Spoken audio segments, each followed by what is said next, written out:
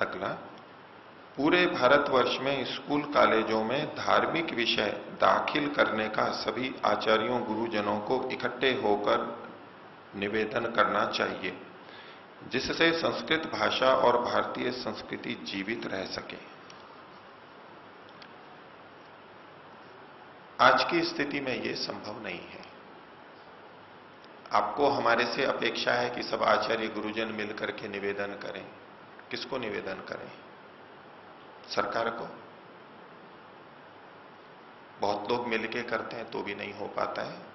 और आज जो भारत की स्थिति है उसमें ये सब नहीं हो सकता। किसी एक की बातें यदि पाठ्यक्रम में लगाई जाएं तो दूसरे विरोध करेंगे, दूसरे की लगाई जाए तो तीसरे विरोध करेंगे। किसकी लगाई जाए? और सब अपने अपने को धार्मिक कहते हैं और उनकी मान्यताएं परस्पर विरुद्ध हैं, विपरीत हैं। किसको लगाव करेंगे वहां पर? इसलिए वर्तमान में भारतीय संविधान के अनुसार यह निर्णय किया गया है कि किसी मत संप्रदाय की बात पाठ्यक्रम में नहीं रहेगी, क्योंकि वहां सब तरह के लोग पढ़ने आते हैं।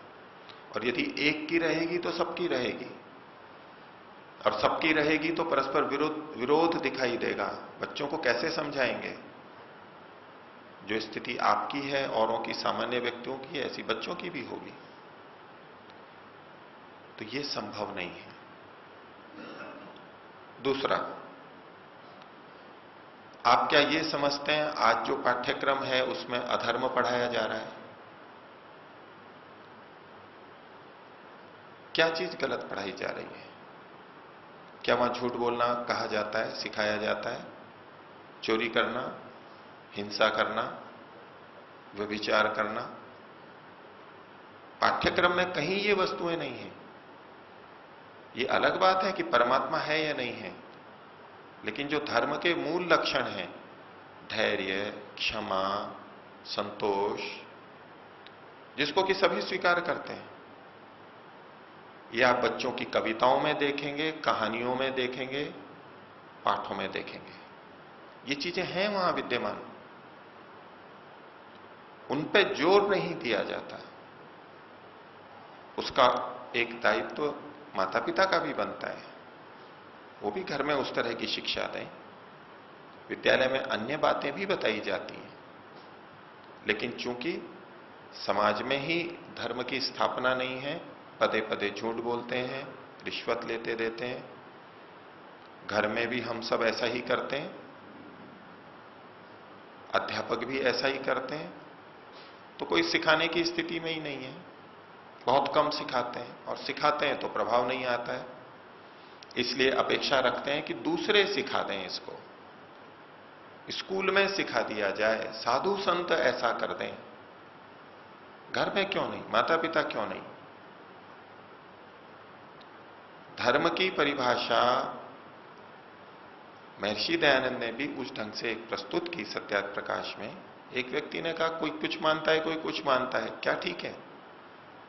कहा ठीक है, आप सब धर्मों में जो धर्म कहलाते हैं तथाकथित, उन सब जगह जाकर के आइए और वहां सब जगह कुल मिला के जो बातें समान मिले उनको स्वीकार कर लीजिए।